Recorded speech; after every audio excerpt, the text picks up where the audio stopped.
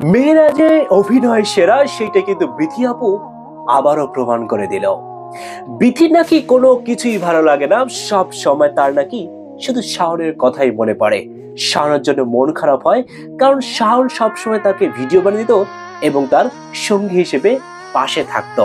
এছাড়াও অনেক আবেগের কথা বলা যে তার প্রিয় মানুষের সবাই তাকে ছেড়ে গিয়েছে, বিপদের সময় পাশে থাকেনি, হ্যান ত্যান আরো কত কিছু। এতদিন এগুলো কথা শুনে আমরা একটু আধটু মন খারাপ করতাম যে মেয়েটাকে সবাই হয়তো ঠকাচ্ছে, কিন্তু আজকে আবার দেখলাম বরের সাথে রং খেলতেছে, বিয়ে বাড়ি গিয়ে সবার সামনে নাচতেছে, রং নিয়ে কত কত শত আনন্দ করতেছে। বাহারি অভিনয়, বাহ!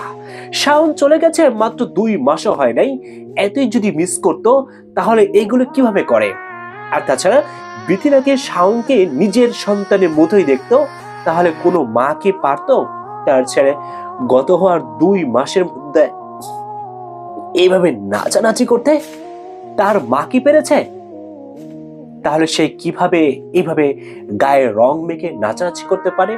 এই মহিলার আবেগী কথাবার্তা শুনে আমরা সবাই ইমোশনাল হয়ে যাই, কিন্তু ও আসলে এভাবে সবার সিম্পেথি নিয়ে খেলা করে, কারণ এই সিম্পেথিটাই সে চায়।